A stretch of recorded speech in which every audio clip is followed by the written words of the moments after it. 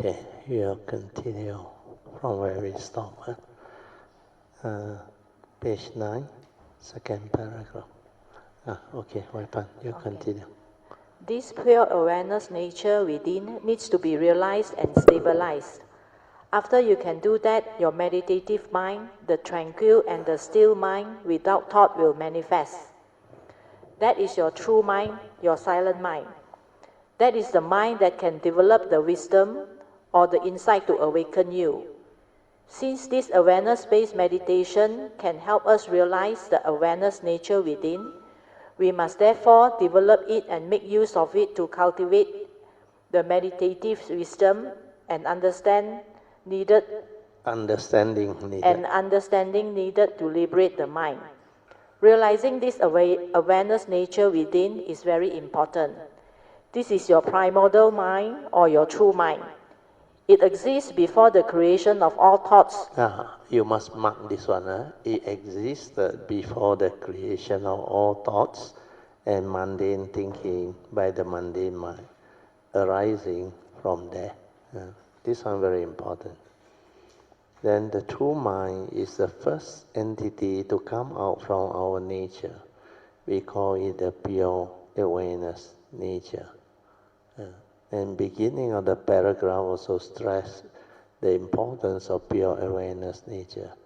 This pure awareness nature within need to be realized and stabilized. Do it first. Other thing less important. But this one, once you get it right, you are home. After you can do that, what happened? Your meditative mind, the tranquil and the still mind without thought were what? Manifest. Means it arises. And this is what you need to meditate to develop the wisdom. That is your true mind. Can you understand or not? Yes. Your silent mind, your meditative mind. This is the mind that can develop wisdom and the insight. So you want to become enlightened and yet you don't want to mark this down and do it. Then how? Understand or not? To awaken you. Since this awareness-based meditation can help us realize the awareness nature within, we must therefore develop it. Highlight this. And make use of it to cultivate the meditative wisdom and understanding needed to liberate the mind. Then realizing this awareness nature within is very important. So if you really want the progress, read this, understand it, and with the faith, go all out and just do. And it's not difficult. Many Kalyamita has done it. So it's a matter of your own understanding to develop it. Okay? Yeah. Continue, Waipan. To develop the meditative understanding, we need to return all thinking to the pure awareness nature by just relaxing and maintaining awareness there. By doing just that, thinking will naturally slow down by itself. That is, you do not try to do or know. Through the process, thought loses its ability to move or to proliferate further, thereby becoming very quiet. Then just continue to maintain awareness. Whatever arises, be aware of whatever arises. Be aware and continue to maintain the silent inner awareness. The thinking mind or the mundane mind that you have been using throughout the day will start to slow down until it becomes very quiet and very still. Then you will experience the tranquility and stillness of the mind to realize the silent mind. A first glimpse of it is already very wonderful and beautiful. When you can stabilize it, you become even more beautiful. After you can be with that pure awareness nature, you can understand a lot of things. Then inquire without thought who you are, and what that nature is all about. From then on, you will become very different. You will become more aware and more sensitive. That awareness nature makes you more sensitive because you are just aware and no longer distracted by the thought. the heedless thinking, the mental activities, and the mental states that arise. When all those mundane thinking or stirring of the mind and emotions cease, you will realize that the true mind is very beautiful, bright, luminous, tranquil, and still, because it is just the pure awareness nature. The bright, luminous nature is beyond thought, beyond mind. It can see things as they are. It can awaken and it can insight into phenomena to realize the three universal characteristics of anicca, dukkha, and anatta. Now I will set the alarm for 30 minutes for you to train yourself to develop this awareness within through this awareness-based meditation. For those who already have the ability to stabilize their inner awareness, they can just silence their mind completely and stay at the heart area to stabilize their awareness nature further by cultivating the fourth support of trust. Trust your own awareness nature to develop the meditative movements by just silently observing with the silent mind to understand what is going on within your own form and mind, to understand how you function as a human being, and to understand who you are and what you are. Developing all this understanding is what awareness-based meditation is all about. Think the 30 minutes awareness-based meditation has come to an end. 5.3 Post-meditation Dhamma sharing. You can now slowly and mindfully come out of your meditation. Try to maintain whatever inner peace, inner calmness, and inner awareness that you have developed for as long as you can. These are the mind states you need to live life and to help you develop the daily mindfulness to be aware throughout the day, leading to heedfulness. Please turn to page 6 of chanting book. We shall now chant the invocation of the Deva, Devaradhana. End of chanting. Okay, we better do it. Invocation to a Deva, no? Done already, morning? Oh, morning done already, Before lunch, Okay, then no need, Okay, continue. Okay, 6. Dhamma sharing by Brother Teo on Unique Dhamma Code 105, Ultimate Realization to Transcend Life. We shall continue from where we stopped. We are at Unique Dhamma Code 105 of my book, Straight from the Heart, Unique Dhamma Codes. This Unique Dhamma Code 105 is on page 30. Unique Dhamma Code 105. To have the ultimate realization to transcend life, one has to transcend even the present moment, leading to the cessation of the form and mind, to the realization of Nibbana, which is unconditioned. This present moment may be the highest in life, but it is still within life. 6.1 Ultimate Realization or Enlightenment. The Unique Dhamma Code is very important. It is for you to understand what ultimate enlightenment or realization is. It means realizing and awakening to the truth leading to the cessation of suffering and ending of birth and death.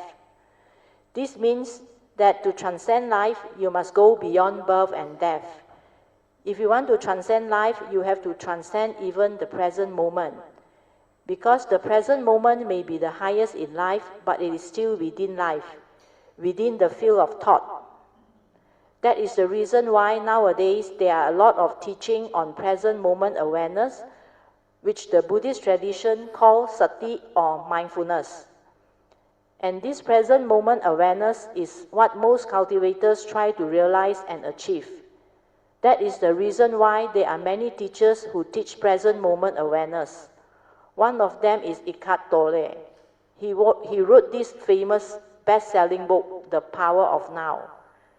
The main teaching is to teach you how to develop the stability of this inner awareness nature within. When you are with this pure awareness nature, you are with the present moment in pure awareness without thought. There is two thinking. There is no thinking or thought to create the other two aspects of time, which we term the past and the future. 6.3, the three periods of... this section, listen attentively. This future and past, they are not a reality. These are illusionary time created by your mundane mind, the thought, the thinking. Okay, we already went through it. Past already, or gone, or over. No more reality, no more within the moment. Future is not a reality, it's yet to come, understand or not? Also not a reality. So moment to moment life passes by. That is the only reality. And all these are still within the field of thought. Understand or not? That's why within the field of thought, as long as there is the past, present, and future, you are still within the psychological time spectrum. And to go beyond time, beyond thought, you will realize the timeless, which is akaliko. That's why beginning of the book I add this in. Physical time, yeah, followed by psychological time. Then the third one in different color is what? That one very difficult to realize. That's why I put in another color, yellow. Okay, and now you listen, and it will help you. The three periods of time, past, present, and future. When you think, the thought creates what is called the three periods of time: the past, the present, and the future. The past, the present, and future cover the full spectrum of time. Therefore, if you can develop the understanding of these three times, the past, the present, and the future, you will understand time. Time is basically existence, because to exist or to live life is to go through time. That is how life, existence, and time are related. So to understand life and existence, we must understand time. We shall start by inquiring into these three times: the past, the present, and the future. Which of these three is reality? We have gone through all this before, right? Whatever we create through our thinking, the past is already gone. So it is no longer a reality. Then whatever has yet to come has not happened yet, and we call it the future. So the future is also not a reality, because the future has yet to come. The only reality in life is actually the present moment. That is why it is the highest in life. With this, we have developed and established a very important understanding of what time is. Basically, through thought, the mundane mind arises and creates the illusion of time. This statement, you better highlight it. Very powerful. Basically, through thought, the mundane mind arises and create these two illusionary time. You know what illusionary is? No more reality. You go and think about the past and the future for what? If you recall the past, most of the time it will bring forth what? Huh? All the phobia, the unhappy memory, all the worry, the anxiety. So all this, you know what happened? Huh? It started to rain. Okay. Then the other thing is, if you project your thought into the future, the possibility of problem happening, then what happened? It hasn't happened, no. You worry, What happened if my boss come to find out? What happened if the police come to find out? What happened if I swindle people and cheat people, the victim come to find out? Or you break your precept, third precept. Then your spouse come to know about it. So all this, you project and create what? Unnecessary fear, worry, anxiety. And this is what heedless living is all about. When you break precept, when you don't have the wisdom, you project your thought. Then you go and recall the whatever phobia or insecurity that is trapped in the subconscious and the unconscious, especially kids who have gone through difficult period of life, like child abuse. There's certain type of uh, aggressive, what they call act by lustful people on them. And then sometimes they are being abused. Then in the office, you have this sexual harassment of the other opposite sex. So all this is what negativity of karma is. So when you understand, you have to be careful about these two illusionary time. But they are an illusion, they are not real. Hasn't happened yet, you worry for what? Understand or not? You have to follow the Dhamma advice, which is to accept whatever as a reality. So what is the reality? You already broken the precept, understand or not? Violated the precept. That is a reality. You got two choices. Resolve it amicably or face it.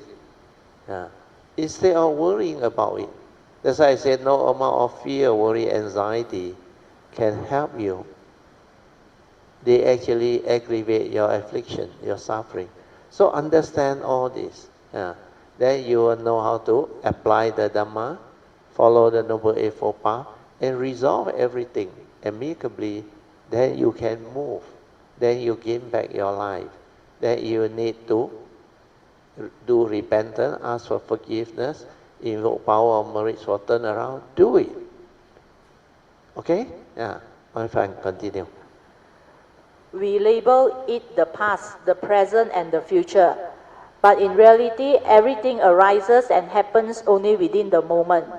That is the only reality, whereas the past and the future are concepts of time created by thought.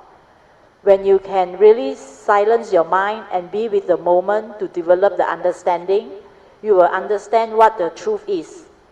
You will come to understand whatever you do within the moment, you can only develop the understanding of that moment when you are aware. Without awareness, you are lost in thought, preoccupied with what you think and feel. That is why you need to understand this truth very clearly, otherwise you cannot understand the Buddhist teaching. Now I will read to you this unique Dharma Code 105 again. Maybe then you can develop a better understanding. Unique Dharma Code 105. To have the ultimate realization, to transcend life, one has to transcend even the present moment, leading to the cessation of form and mind, to the realization of Nibbana, which is the unconditioned. The present moment may be the highest in life, but it is still within life. When you can cease your form and mind to realize the cessation, which is Nibbana, or the enlightenment process of the unconditioned, you can develop the true understanding of what ultimate enlightenment is all about. Without that, you cannot do so. The present moment may be the highest in life, but it is still within life. So to transcend life, we have to transcend even the present moment. This unique Dharma Code 105 is very profound and not easy to understand because of my earlier explanation. It will be a lot easier now. I will explain to all of you again on the whiteboard using the 4 circles formation as shown in Appendix 9.1. Hopefully you turn the page, the Appendix 9.1 at the back.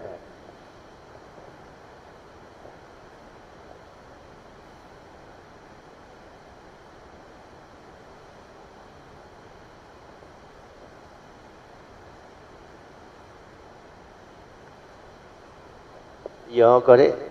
At the back, which is similar to the board, page 55, or 61.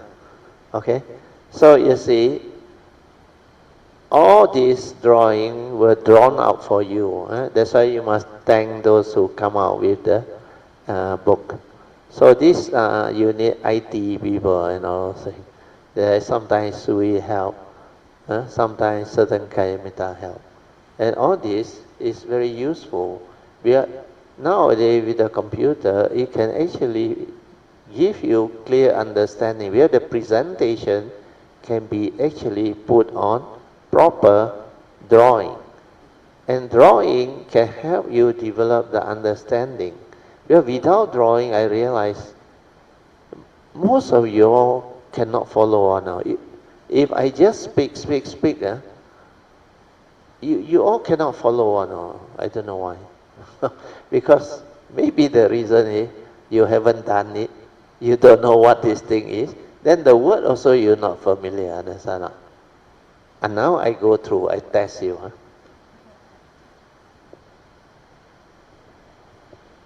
Okay, because maybe some of you are new, like TK, you sure are not familiar, okay? Let's say this is the first time you heard about this, okay? Then what is this one? Source, isn't it? Actually, what is it? I also put here Nibbana. I also put here original nature, Buddha nature, oneness nature. You sure confused, understand now? Then this is the, according to scientists, singularity. But you got no idea, understand? Then when I point here, point here, you don't know what I'm talking about, understand? Unless you slowly let this understanding sink in, understand now? And without this drawing, the movement is very difficult, understand now? Because during the Buddha's time, there was no writing. You remember? And everything is verbal, proclamation.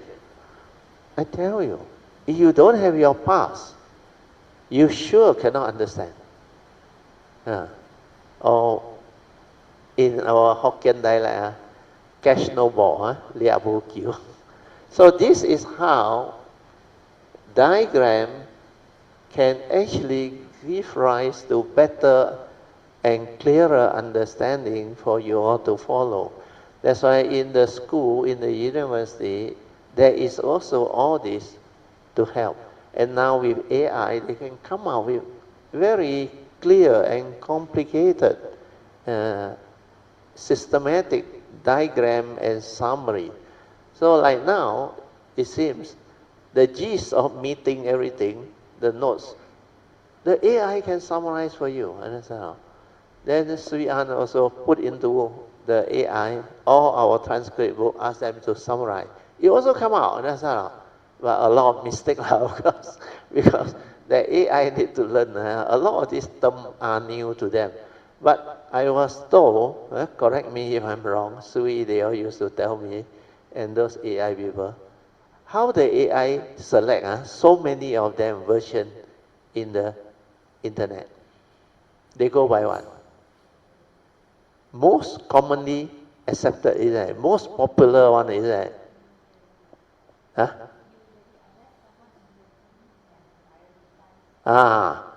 So we say usually it's like that. Unless somebody intervene and prioritize, then if really it impact upon people and more people believe, then that facts or that sharing will become very popular.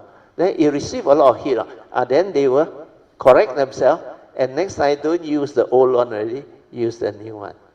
That's why AI actually not bad. Now I saw in the what they call internet or sometimes in the handphone, China no need physical doctor already, Everywhere got this AI terminal to diagnose, and it seems the accuracy has improved. Now 90%, 95% accuracy or what. Sooner or later, they will be better than the physical doctor or specialist. So all this, you have to accept the reality that technology advancement is a reality. It's the user of technology that is the one. So if the user can keep on improving, that's why scientific discovery, advancement can help in the learning, in the understanding of spiritual teaching. That's why we also need to make use of technology. And my nature like to come during transition period is well so that we can have this. Let's say during the Buddha's time, no writing, no recording, no video, no, you call what, audio. Then no AI, all those things to help. You think during that era, how many people can learn from him? They cannot pass down, no. No recording, nothing, no. So if you miss the first turning proclamation by the Buddha, even you go toilet when he deliver a talk. Last time the toilet very simple and very ulu. You come back, you miss a lot already. Then you have to follow the Buddha all over India to listen. No? Now, all over the world, like my website, people log in. No? Don't have to come. No? So if I am born during the era, even with my nature, I cannot do much. You understand? No? Even the Buddha, it's mainly within northern India, the area. Understand? No? That those who go pilgrimage, they will know. The route is only there. The rest of the world, actually, that I didn't hear about the teaching or no, only later. So now you understand this big picture, you will understand what civilization is, how civilization evolved, and which era you come is very important. But it's impossible for you to always choose. Because over the eons and eons, evolution take place all the time now. So what must you do? Take the bodhisattva way lah, understand or not? So that life after life you can come, understand or not? Then you don't care what civilization, what era, understand? That's why you get to experience all, understand or not? Now you understand why this cultivation have to take so long, understand or not? Can understand or not? You taken the vow, you don't want to understand.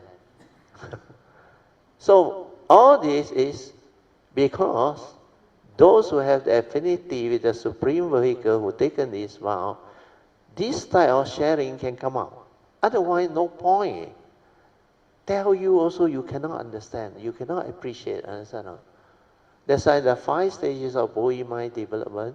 Why the stage 4 is Bodhi mind that renounces samsara? But by then your wisdom and understanding has become so extensive. To you, samsara is nothing, but actually wonderful existence. No, that's why I say rewarding, worth coming. Understand? Instead of, you remember the Buddha wrote in the poem, how to spell? How to pronounce? Peons of joy. He said, painful is what? Repeated birth. Understand? That one is for the unenlightened one. Understand? After he become enlightened, he no longer say this, understand? But when he was teaching the Theravada tradition, the provisional teaching, he has to emphasize that so that you work hard for your sainthood way, understand? You know what is sainthood way? Preliminary teaching. It's like you got a lot of big university, famous university, good university, you need what? Good student who can have the Form 5, Form 6, or what they call, pre-uni, they call what?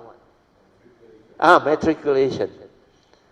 You need all these students to go in and graduate and do great things, understand? So Sainthood way is the same. If you don't produce Arya, who can go the Bodhisattva way? You understand? That's why it has to be taught, understand or not? Somebody rejoice, you all don't know how to rejoice. No need money, meritorious action. You want to do merit? That's why I say, you are cultivated. Every moment, every instant, you can actually perform a lot of wholesomeness. How? The user of thought that have the good mind, virtuous mind state, understand now? That has the love, compassion, sincerity. All these are virtue. From there, you actually cultivate a lot of wholesomeness, a lot of merits. So as you cultivate, as you understand, more and more of this slowly go in. And you are at this stage is because you have the affinity and the parami. Then all this you will learn. Like in the distant future, when I start learning, I was more or less like you all. Then as I learn, I develop the joy. Then I see the extensiveness of this teaching, this possibility of going this way. That's why my nature go all out. And I evolve my own understanding. And now is my time to share, to fulfill my vow, to create all this affinity and teach the future generation of living beings all this. Then from there, it spin off a lot, understand not? Get this understood so that this way become so different, understand not? It's not just, eon and eon and eon, and these are impossible perfection. No? You go and think like that, I tell you. You not only develop fear, doubt, you dare not go, understand not? But when you understand all this, I tell you, there is nothing more important than having this understanding. Because this one involves all your future coming, no. Not only this life, no. Once you get it right, all your future coming, you don't have to suffer. And you understand wonderful existence. And you can live life to the fullest, no. To experience all of the pristine beauty and wonders of life. No? And life become like amazingly wonderful. Life starts to take a turn. The noble truth of dukkha, nothing to do with you, understand? No? That noble truth only apply to deluded people, understand? No? Heedless people who don't have the Dhamma. You have the Dhamma, that noble truth is actually, they call what? To yi. To yi is what? Not necessary, understand? No? Because that truth doesn't apply to you. You remember during the Buddha's time, he said there are two types of cultivator, Seka and Aseka. Under Seka, you need to train yourself, isn't it? You keep your precept. That's why the monk got a lot of precept. Understand? When you already clear Aseka beyond what? Then no need to train lah. Understand? Then noble truth of dukkha understood already. Cannot create problem for you already. That is how you cultivate, understand? No? Don't be very dogmatic. Buddha say life is suffering. No? But there is a noble truth that talk about suffering. Then you got the whole thing wrong. Because what he teaches, he said there is a noble truth of this so-called dukkha or suffering. But he never say life is suffering. And this noble truth, he explained to you there are 8 conditions, the reality of life and existence, that can manifest and afflict living beings and cause them suffering if you don't have the Dhamma understanding. That's why he said, prevalence of suffering. Suffering is everywhere when you don't have this understanding of the Dhamma. And that's how you cultivate. It's so different when you understand. Okay? Okay, wife, continue. So what is ultimate realization? It means enlightenment in the here and the now. To realize that, you have to transcend birth and death to transcend life. I have already explained that the 3 periods of time, which are the past, the present, and the future, are all still within the field of thought. What we need to comprehend in this world existence. Indirectly, to exist is to go through life and to go through time. So existence is time related, and life is actually existence. Without existence, there is no life. So life and existence are time related. To understand existence and time, we need to define the whole spectrum of time. The whole spectrum of time is only the past, the present, and the future, which we have gone through. The past is already gone, no more a reality. The future is yet to come. It is also not a reality. So the present moment is the only reality in life, and this is what we call life or existence. This is the only reality, and it is the highest in life. Understanding this, we can inquire that moment to moment life passes by, but what are we doing? If you can understand this, you will understand your mind profoundly. What are the most human beings doing throughout the day? What are most human beings doing throughout the day? What are most human beings doing throughout the day? We have established this inquiry. The present moment is the only reality in life, and moment to moment life passes by. So what are we doing? The answer is most human beings are lost in thought. They are too busy thinking, planning, and worrying about life, so much so they never get to live life and they totally miss out on life. What does it mean to live life? It means to be able to be in the state of presence, in present moment awareness. That is the reason why Eckhart Tolle teaches the power of now and J. Krishnamurti teaches awareness. To be aware is to be in the state of presence without thought. That is why the present moment, the power of now, is the highest in life. If moment to moment life passes by and you are busy thinking, planning, and worrying about life, how can you be aware of the pristine beauty and wonders of life? You will be lost in thought because man can only do one thing at a time. Either you are lost in thought or you are without thought. Ever mindful of the moment to develop the pure awareness, to silently observe what is going on in life, in existence. So if you are not able to be in this present moment awareness, which the Buddha calls sati, you cannot understand life. This present moment awareness is what sati is. Some call sati mindfulness. Mahayana Buddhists call it zheng nian. In actual fact, it is just the awareness nature. So this present moment awareness, which is sati, is the highest in life. That is the reason why those who understand the Buddha's teachings will come to understand why sati is so important. Sati or mindfulness is the awareness before the knowing. That is the reason why we try to develop this awareness-based meditation to realize and stabilize this inner awareness so that we can be with the present moment all the time or most of the time so as to be aware of what is going on within life and existence. That is how the silent mind, which is the awareness nature without thought, can observe and develop the understanding. It can also insight into phenomena to awaken to the truth and reality within life and existence. So that is the reason why to realize enlightenment in the here and the now, or the ultimate realization, you need to transcend even the present moment, which is still within life. Do you understand? 6.5. Venerable Master Guangqing Lao He Sang. There is a saying by a very famous Mahayana monk, Venerable Master Guangqing Lao He Sang.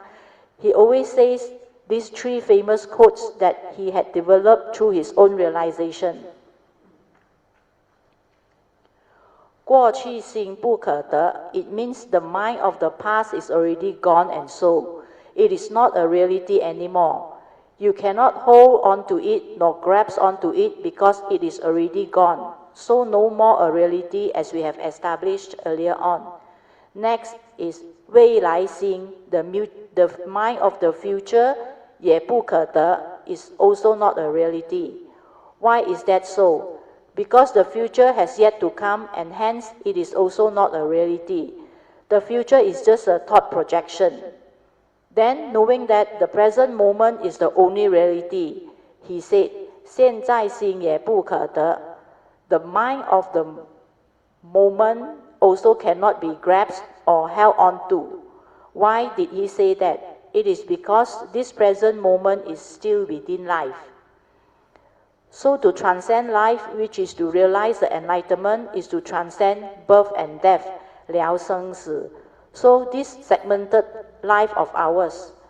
To do that, we must transcend even the present moment, which is still within existence and life itself. To transcend life, we must meditate to realize the cessation of the form and mind, which is Nibbana, to realize the unconditioned. As we all know, the present moment is the only apparent reality in life, and as real as it can be. It is just a moment, and the next moment it is already dead and gone or no more. And then the next moment arises and passes away again and again. This implies it is impermanent, transient, empty, and not so real. This is the anatta nature of non-self. Then how real can life be? That is the reason why Master Guangqing said, 过去心不可得. The mind of the past cannot be grasped onto because it is already gone and no more a reality. 未来心也不可得. The mind of the future also cannot be grasped onto because it has yet to come. It is also not a reality. 现在心也不可得. The mind of the present moment also cannot be held onto because it is so transient and hence also not a reality. So contemplate and stabilize this understanding. Can you understand why or not? Huh? Because your mundane mind has been so conditioned by the thinking process. To you, past, present, future is actually a reality, you know, understand? That's why you got yourself entangled without understanding. Then you never break it down on what is life. How come I can understand life is related to existence? Well, life is definitely existence, isn't it? To exist is to live life, isn't it? Tell you not.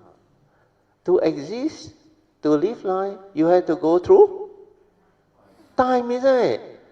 If you have this understanding, then you see, if that's the case, if I want to understand existence, I must understand time, understand not? And time is very easy to understand, understand not? Only three things: past, present, and so difficult. Past already gone. Everybody also know. But when you live your life, you don't know. Understand? Before you understand it, you don't know.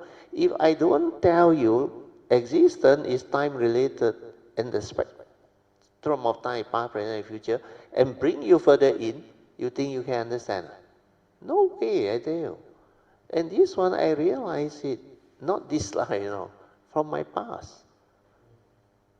That's why when I heard the Guangqing Lao Hesang, the famous monk from China, he speak Hokkien, Then people translate his teaching, He is illiterate also, like Huining, not educated. But he is a very good monk, a Mahayana monk. And people ask him, what is wisdom? I share with you already, right? What? No. How many times I share? What is wisdom?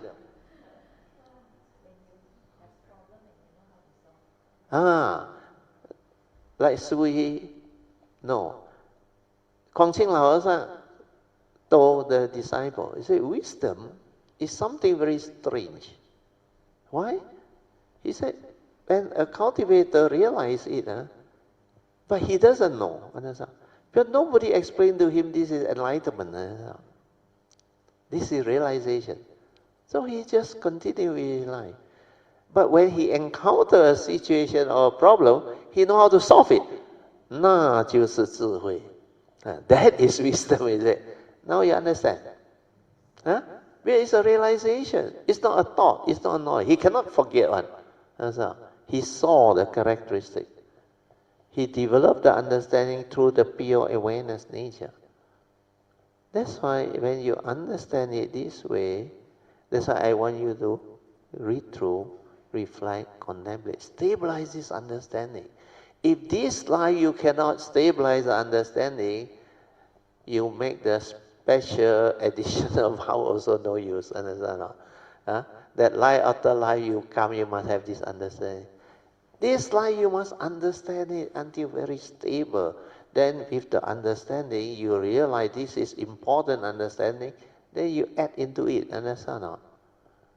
That's why the Paticca Samuppada, add into it, understand not? The day Kayamita asked me, I said, add into the whatever additional vow. Then this 3 period of time also add inside. So that whenever you come, all this understanding is that I already told you, this life, this segment of my nature's life, a lot of the things that I realized and understood, I never learned this life. Then how can I have it? It's in my vow, understand not? And why the yellow card only put this few? The important Theravada foundation. And that is the two aspects of the five aggregate and form and mind. And this form and mind, human being, is just a karmically conditioned vehicle and tool. Learn to use it. Why? Because this is most important, understand or not? What is the final summary of the first noble truth? Huh? In short, it's due to your sacrality that condition you to grasp at the five aggregate of form. That is the final summary, you know. You don't make that vow to remember that, you think you stand a chance to free from suffering or not, to develop the enlightenment and awakening or not. That's why it's done, because very important, most important. Yeah. Then the rupang anichang, rupang anatta, the five aggregate, also related to the five aggregate. That is basic. And you get that right, then all the rest you can contemplate it out, reflect it out. But this life, this window, you have this condition to receive all this higher understanding. Then what are you waiting for? Give me a minute, I have to take this call.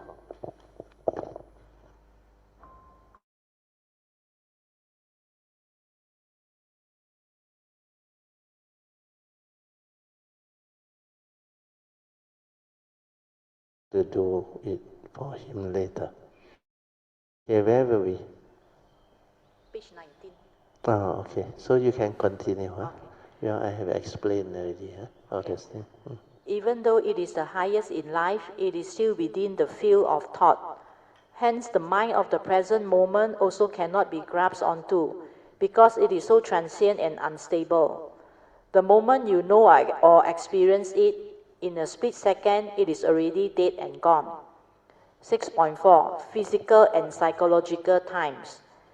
That is why, to realize the ultimate enlightenment and the cessation, you have to transcend even the present moment, which is the power of now and sati. This is the reason why the realization of Nibbana is the complete cessation of the form and the mind. In this complete cessation, even the pure awareness nature is also no more there. To realize the unconditioned, you need to go through that cessation. That is why the unconditioned is akaliko, timeless. Only the conditioned world has this so-called psychological time, or the mundane mind's thinking time. Scientists have established two types of time. The first type is physical time. Scientists have a very clear definition of this physical time. Our earth time is physical time, and it is defined as 24 hours for a full day and night. 1 hour is made up of 60 minutes and 1 minute 60 seconds. It takes one full day or a full 24 hours for the earth to spin one round on its own axis. Then, as the earth spins across space and time around the sun, note the earth is the third planet from our sun. We call that 1 year, which is the time our planet takes to move through space and time to complete the full movement around the sun. That is how physical time is established, and this is how we use it in our day-to-day living. The second type of time is more towards the spiritual and medical fields. We call it psychological time. This type of time is thought-related. When you think, your psychological thinking time arises or takes place. That is why we call it psychological time. But when you do not think, what happens? When you stop thinking, psychological time comes to stop. Is that not so? Hence, when you stop thinking, you can realize the timeless. You cannot stop or cease physical time because it is a measurement.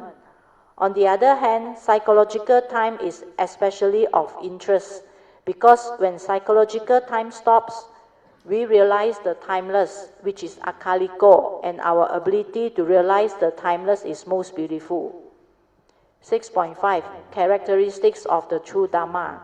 In the sutta, when we recite the salutation to the Dhamma, it is mentioned clearly by the Buddha that this Dhamma, the Buddha had realized, has the following very unique characteristic.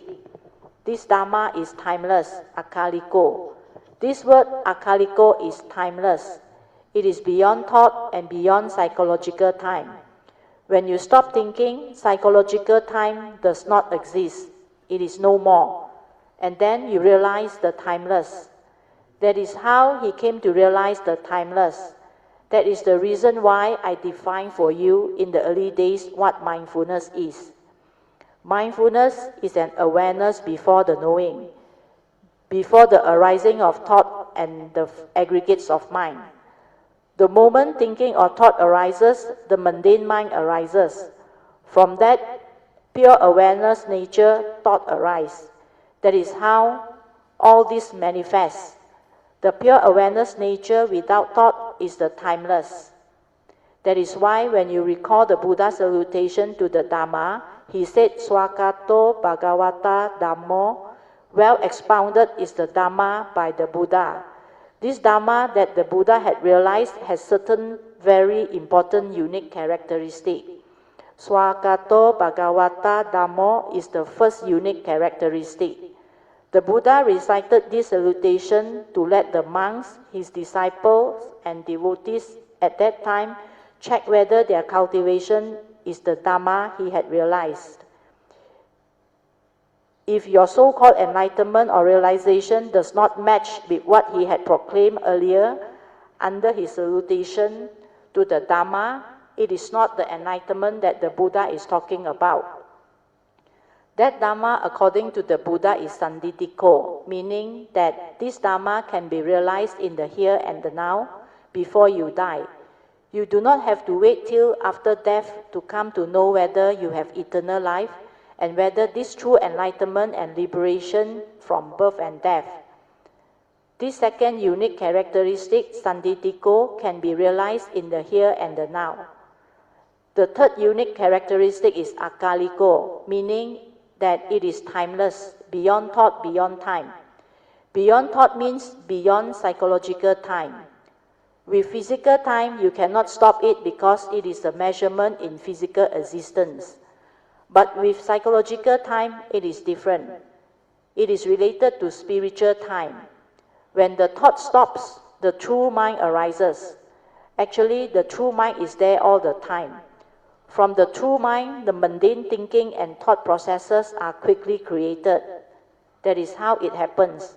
Understanding this will enable one to understand how beautiful and profound the Buddha's teaching is. So the unique characteristics of the Dhamma are, it is swakato, sanditiko, akaliko, and ehipasiko. Ehipasiko is the fourth unique characteristic, meaning that this Dhamma that the Buddha had realized through his enlightenment in the here and now can be put to the test. It can be investigated and it can stand up to investigation because it is the truth. It points towards the truth, the reality. This Dhamma which the Buddha had realized is not only swakato, sanditiko, akaliko, and ehipasiko. It is also opanayiko. This is the fifth unique characteristics. Leading inwards to the heart. Then it is pachatang veditabu vinuhiti.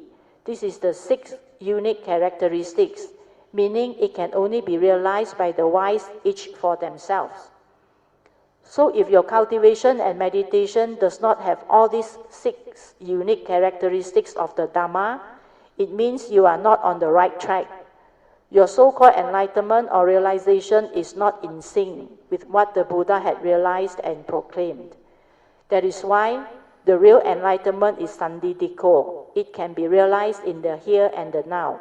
Akaliko, timeless. Ehipasiko, it can stand up to investigation. Opanayiko, leading inward into our nature, in the heart area through the gateway to our nature. And finally, it is pachatang veditabu vinuhiti, meaning it can only be realized by the wise, the enlightened ones, each for themselves. The point is this realization is not a concept nor an idea, nor theoretical Dhamma. This is the living Dhamma which can be realized in the here and now, beyond thought and beyond time. From here onwards, you will come to understand why the Buddha emphasized so much on the importance of developing sati or mindfulness, leading to appamada or heedfulness. 6.6 Dhammapada verses 21, 22, 23 on heedfulness. Dhammapada verse 21 on heedfulness is very important and very clear. The Buddha said that without sati leading to heedfulness, you are as if dead. That is, the heedless are as if dead. Who are the heedless? Those who think a lot, those who are hardly mindful or aware. They are never with the moment in silent awareness. They are constantly lost in thought, creating habitual thinking and emotions.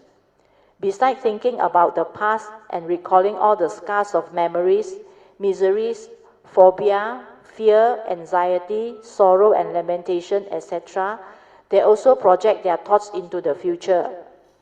When they project their thoughts into the future and develop all this unnecessary fear, worry, anxiety, sorrow and lamentation, they suffer a lot because all these negative and wrong thoughts are detrimental to their health. Yet living beings, through ignorance and self-delusion, constantly indulge in them. In other words, living beings seldom develop the ability to be aware and to be with the moment. They are hardly aware. That is the reason why most of the time they are lost in thought and think a lot. If you are hardly aware, how can you understand life and see the reality of life and existence? These understandings match beautifully with the Buddha's teaching. Dhammapada verse 21, 22 and 23 point towards the importance of having mindfulness leading to heedfulness. Heedfulness is appamada. Appamada Vaga are the stanzas on the heedfulness.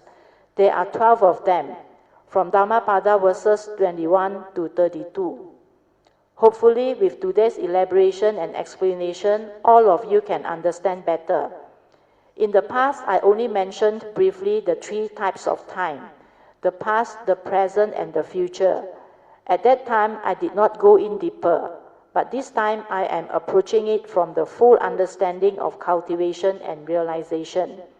This is very important, so please listen to the video and audio recording attentively and repeatedly to develop clear understanding.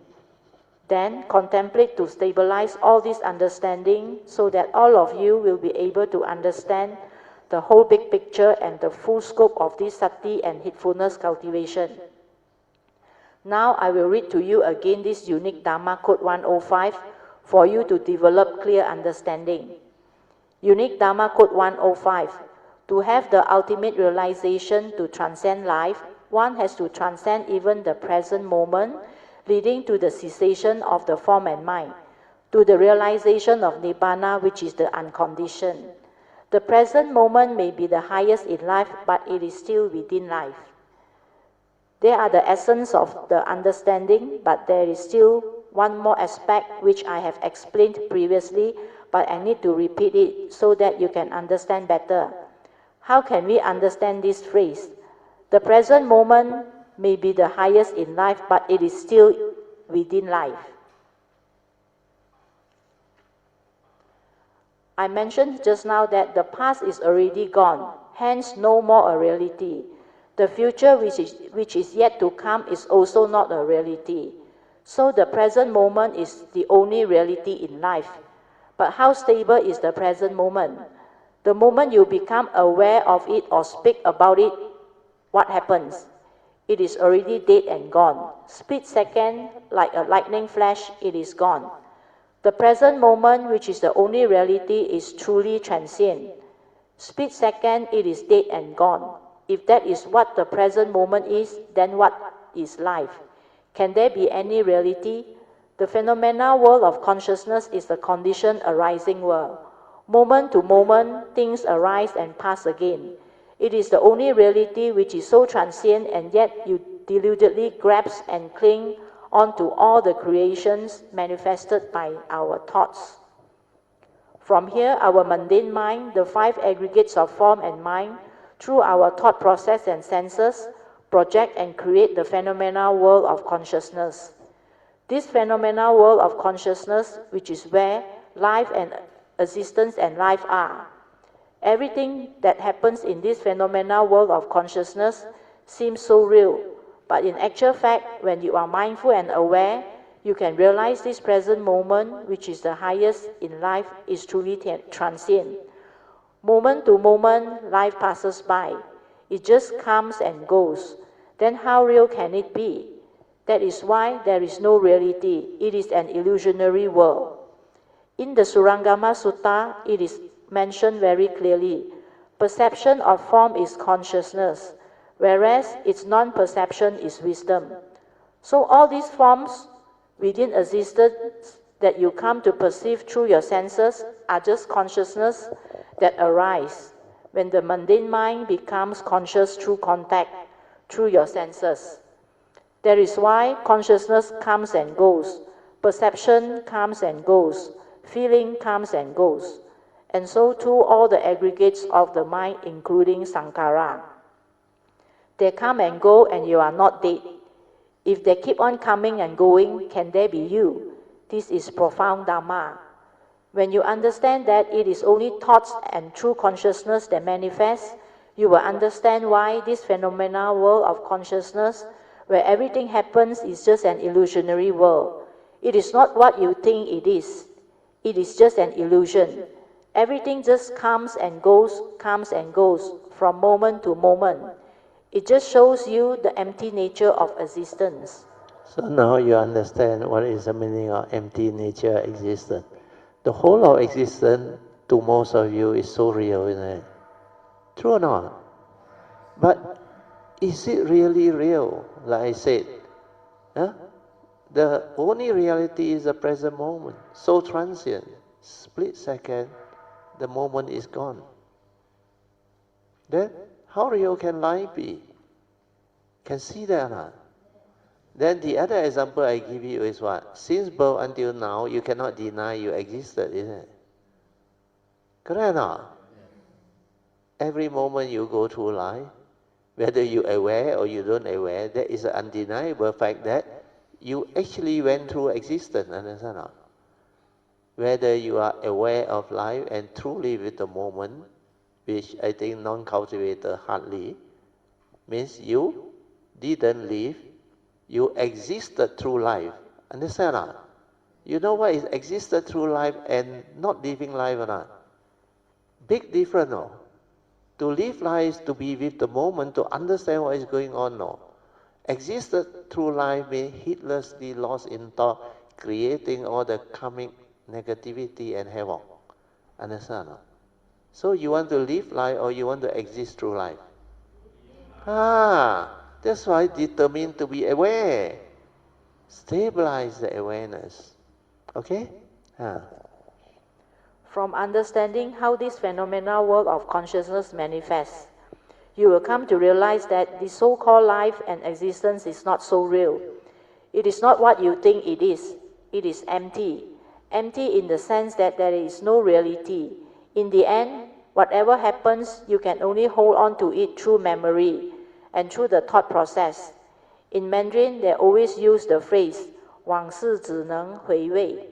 So this one very clear, isn't it? You can only recall your childhood memory or whatever happened within your life or existence, even this segment of your life. Memory only you know. If nobody through thought and memory remember you, you think you exist or not? No difference, isn't it? Whether you around or you not around. Then as time pass by, long enough, nobody know you, nobody remember you, you are as good as didn't exist. Understand? No? There are all those stories that you tell people, oh, last time I hero, I what? Nobody will actually remember or understand. Yeah? All those who actually got memory of you, also they don't have a clear idea about your life. They listen to your story, understand? No? Very fake. Not F-A-K-E, you know. The one what? Huh? Huh? F-A-D-E, very fake. Huh? Fake means not clear. Huh? Yeah, last time my papa told me like that. He told me a lot of great story. But that one he repeated from memory, you know. So what happened is, if these people are already gone, then who remembers you? Then the existence that you go through is as good as doesn't exist. Right? That's why I say, think also like that, don't think also like that. Hey, no you, hey, no me. Well, all these are dependent, originating phenomena. Understand? That segment of our life is a phenomena. Understand? You know what is a phenomena? Anything perceivable by the mundane mind. My voice, you can perceive that. It's a phenomenon in that. Real. The moment I stop speaking, dead and gone, understand? There's a condition arising. If I speak with the mind, you got a hearing consciousness, all these other conditions for hearing my voice, And my voice is just a phenomenon, You understand? In the hearing is only that consciousness. But because your brain has been taught how to recognize English word, and you are quite familiar with my style of maybe communication, then you can follow, understand? So see all this condition arising. It's just a phenomenon. And everything that arises, there are causes and conditions behind. Means what? Means what? Impermanent, understand? Dependent on condition it arises. How can it be permanent? When condition evolve and changes, what happens? That phenomenon also sustain itself and evolve, understand? But it's a different phenomenon. Like your cells, your sensation, every moment is different. Every moment is different. Every cell is born and die. Understand? Your breath, in and out. Everyone, birth and death, birth and death. In your kaya you see, physically you see. You must have mindfulness. Then in your mental thinking, emotion, you also witness it. None of them are permanent, unchanging entity, understand? Where you can say, this is me, this is I. Therefore, all this can be mine. So see clearly. Who are you? What are you? When you are young, like a boy, cute, in the youth of life, very cute, very nice. Now, 老焦了. Is this too same? Yeah? Definitely no. Yeah. In fact, every moment, every instant, you evolve and change, understand? But you say you exist, no? I, same fellow. But every moment, every instant, your psychological memory, your views, your opinion, your conditioning, your belief system, your relationship, all different, understand? Every instant, your mood change. You agree or not? Unless you can go into cessation for 20 minutes, 30 minutes, 45, and then nothing inside there, understand? Otherwise, the mundane mind, condition arising phenomena. So understand, whatever that is dependent originating or condition arising is impermanent, understand? If it's impermanent, following the law of nature, then you have to accept the reality there. Because you wanting your way, which is not in accordance with nature's way, what happened? You suffer, isn't it? That's why the Buddha, under the 8th reality, the 7th one is what? When you cannot get what you want. Means you wanting your way, isn't it? Suffering is a result. It's so clear. From impermanent suffering state, the characteristic surface. From impermanent, empty nature of existence, surface. Because the moment is the highest in life.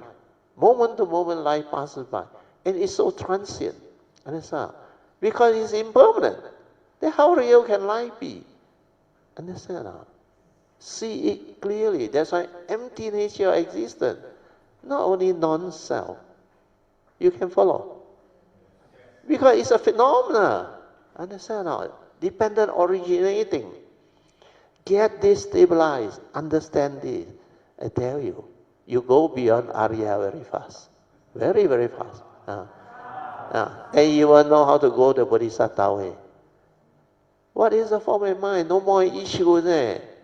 Samsara no more issue, we are karmically conditioned out, understand not? For you to use. So without wisdom, you don't know how to use, understand not?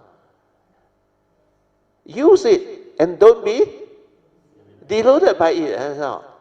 Everything is so clear, no, understand not? When you understand, your nature inside, got such thing on. That's why after that, whatever people talk to you, you just smile, understand not? No need to argue, understand? Because inside already have the understanding. Everything is not what you think, no. You somehow form a mind and another form a mind, hood like hood here. Huh? Argue here, argue there, complain here, complain there, especially spouse. So all this, you understand, then whatever that people who still don't have the understanding, they will go through that, what they call karmic cycle, understand? Entangle themselves. But you don't have to, understand? Every life you come with this understanding, the moment you connect through your spiritual nature and karmic nature, you don't have to suffer, no. Then life is wonderful or not? Definitely wonderful, understand? Live life without suffering. Whatever happen, the eight reality have no power over you. That is the beauty of noble living. So this one clear or not? Then when Chin Hao get it out, better do a transcript of it. This one is priceless, I tell you.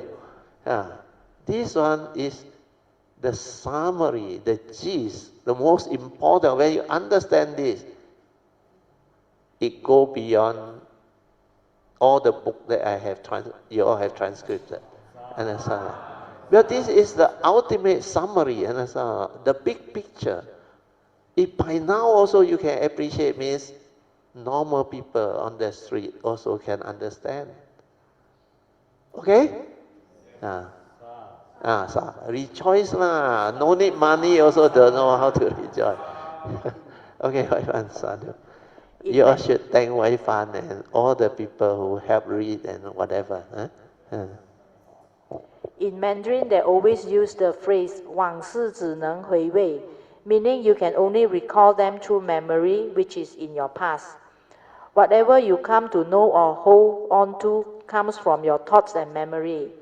Without memory, all this not exist. All this does not exist, because you cannot deny that it does happen while you are alive within the existential world. But it is empty, not what you think. Hey no you, hey no me. Because everything within the condition arising or existential world are dependent originating and condition arising phenomena. There is nothing within the existential world that this is a permanent, unchanging entity that you can claim, hold on or grasp and say, this is me, this is I. Therefore, all this can be mine. This is the most profound understanding.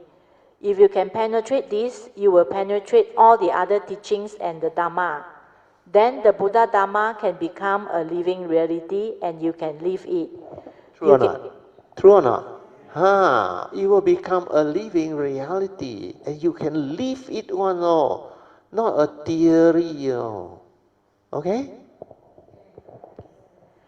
You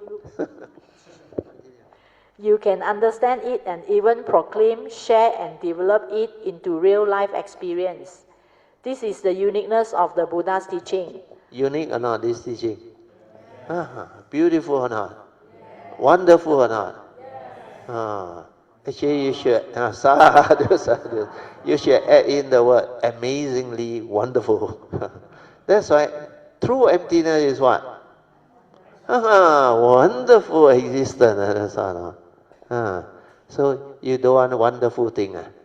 And this one is beyond normal wonderful, amazingly wonderful. Will this concern your entire life, entire existence, entire understanding? Okay, good. Continue.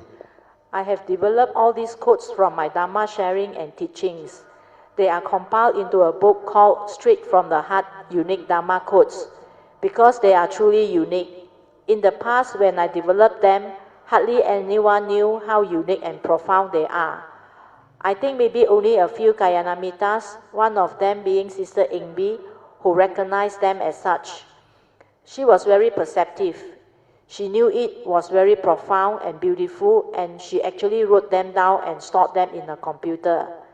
Then when the time came for us to compile all those codes into a book, she emailed them to me and said, Brother Teo, I have them all. Eventually, I edited the book, the whole list, and developed more than 160 codes. That is how my book, Straight from the Heart, Unique Dharma Codes, came about. It is as though all these codes are meant to be. This unique Dharma Code 105 is one of these codes, and it is indeed very beautiful, profound, and unique. So you all should thank Ingbi. Huh? I myself was also surprised that she can appreciate and store it in the computer. So when we have the idea, because somebody suggested we should actually compile it into a book, then he wrote to me, Bertie, I have them all. Oh, I say, okay, you send. Then I go through. That's how we come out with the book. And that book, why I call it unique code? It's really unique, if you understand. Because all the teaching there come from the nature, pure awareness nature. Of course, the heart also correct. Because inside there is what the nature is. So that pure awareness nature that realizes this can come out with this type of teaching. Otherwise, you cannot. That's why after that, when we go through the book twice, you know how much sharing was that or not? Sometimes you ask Padmasuri and Ingbi there who attend the class. One session, 2 hours plus, hardly one quote, no, sometimes. Sometimes maybe 2 quote, understand? And you know, every quote can be a book, with such teaching, You go and listen to Dhamma talk, where you got talk like that one? You understand?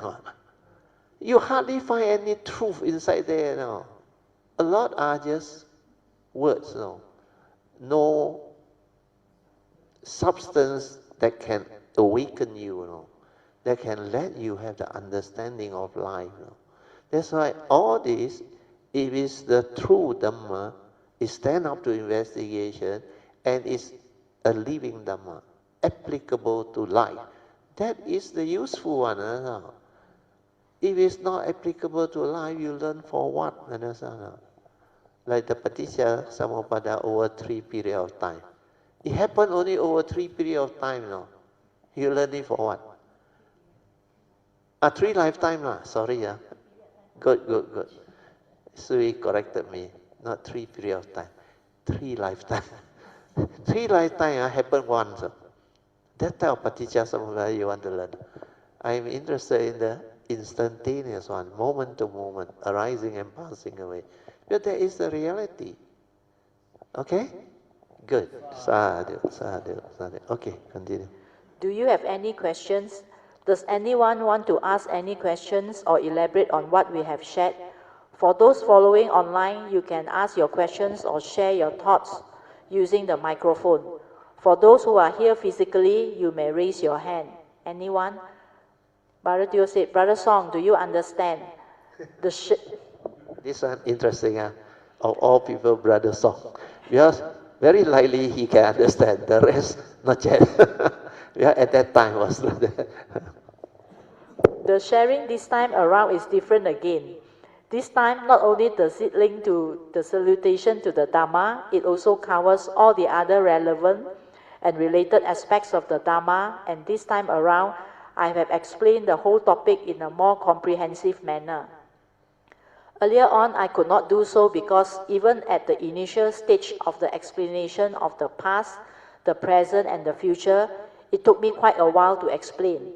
I only shared that the present moment is the highest in life, and moment to moment, life passes by, and what are you doing?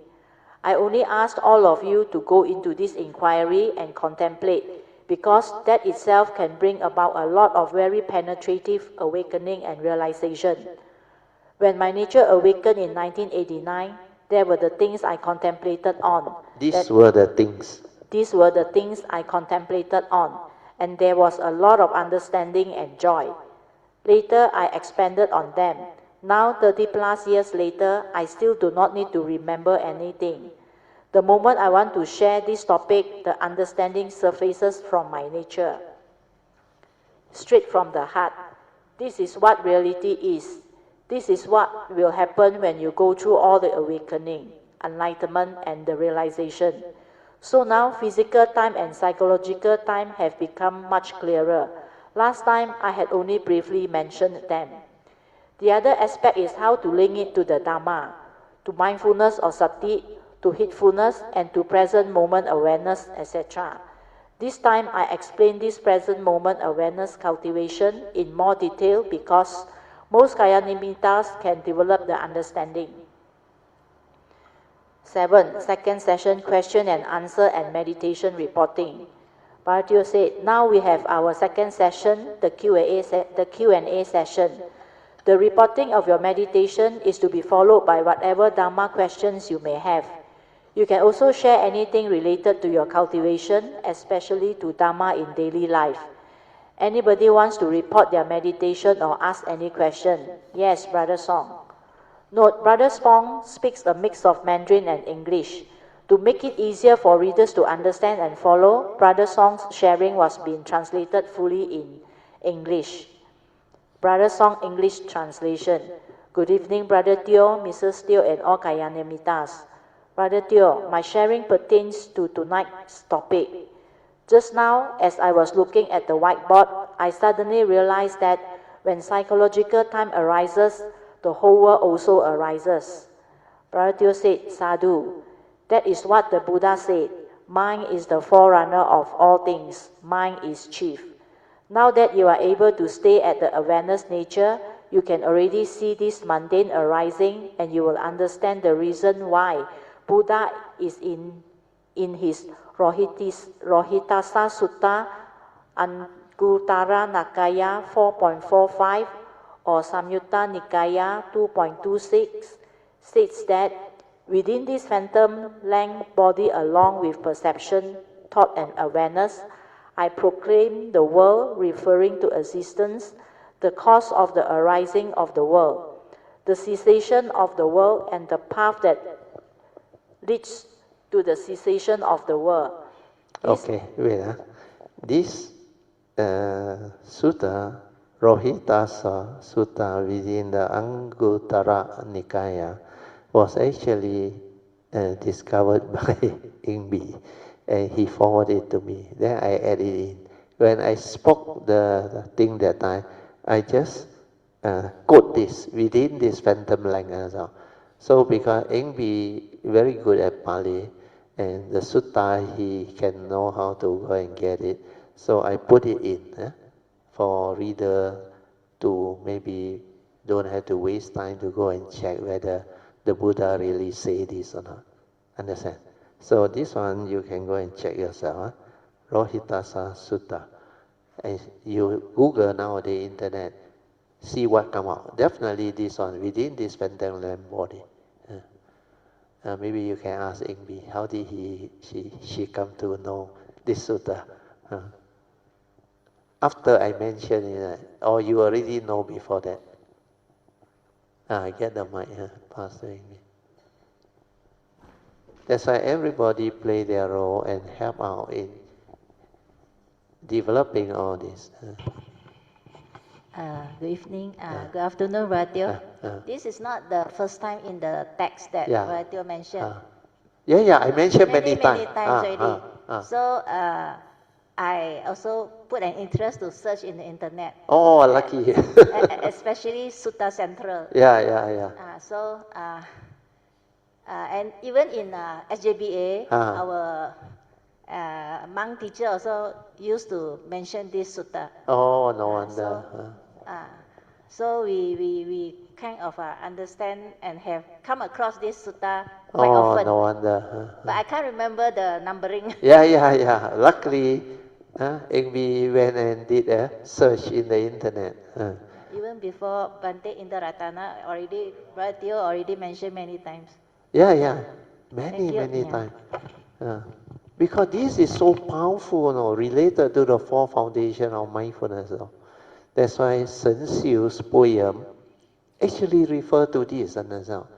He said, 身如菩提树 means what? Our body is like a Bodhi tree. Bodhi tree means what? The tree that can give rise to enlightenment. The Buddha sat underneath it and become enlightened. So our physical body is like a Bodhi tree. Then how you reconcile it? Means he must have known the four foundation of mindfulness very important. Theravada teaching. That's why his one is a provisional teaching. And because he know that, he said, he contemplated, yeah, our body is like a Bodhi tree, where this body has all the four foundations that we need to cultivate. Kaya Nupassana is there. Vedana Nupassana also within our form and mind. Then Chitta Nupassana also there. Then all the truth, Dhamma Nupassana also there. That's why he said within this phantom length body, the Buddha explained. Along with what? Perception, thought and awareness, but the sutta never put in the word awareness. I think they don't understand. He said he proclaimed the world. Yeah, he used this to cultivate the four foundations of mindfulness. Then he realized this truth. But over the aeons and aeons of perfection, he has gone through a lot and he has very profound understanding. That's why all his quote is not only unique, evergreen. You realize, Dhammapada quote? Total how many quote, Ingrid? I also can't remember now. Last time I used to have that number one, but I cannot remember it. It's quite a lot now. All the quote are evergreen. Okay, we continue. These are the Four Noble Truths. That is why these words, world existence and life, are related. Brother Song, English translation. When thoughts arise, Dhammapada verse 1 and 2 also follow. The mental intention behind these thoughts determines its significance. Why we live in this existential world. This understanding is crucial. Without the Dhamma understanding, we will be lost in our deluded thoughts. The cycle of birth and death will continue to flow and spin living beings in samsara for eternity.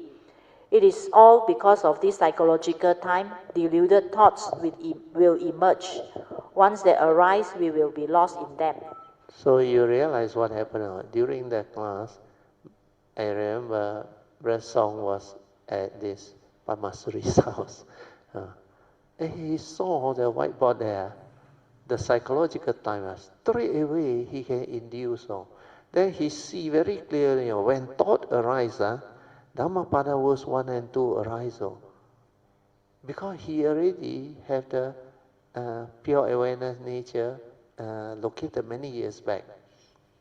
Then when that happened, that time I already predicted to him. I say, technically you don't need a teacher. You will understand all this teaching on your own. But for the Supreme Vehicle teaching, you have a guide, it will help you a lot. And because of that, he was ready. That's why he can understand. So you look at the way he asked the question, very good. And this is really reflecting the world now. You know what he used or not? Without the Dhamma understanding, we will be lost in our deluded thought. This cycle of birth and death, which is samsara, will continue to flow and spin the living being now.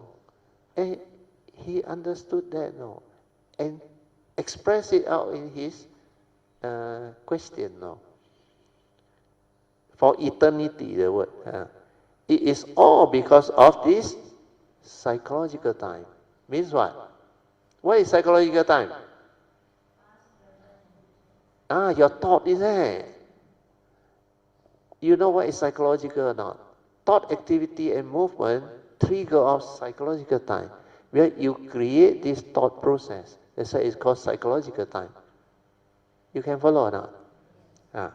So, it is all because this psychological time deluded by thought, and this deluded thought thought will emerge. That's why no psychological thought, no avijja, no delusion, this deluded thought will not arise. Now you see the point. That's why you must awaken. You must realize. Then psychological time will become right thought. You understand?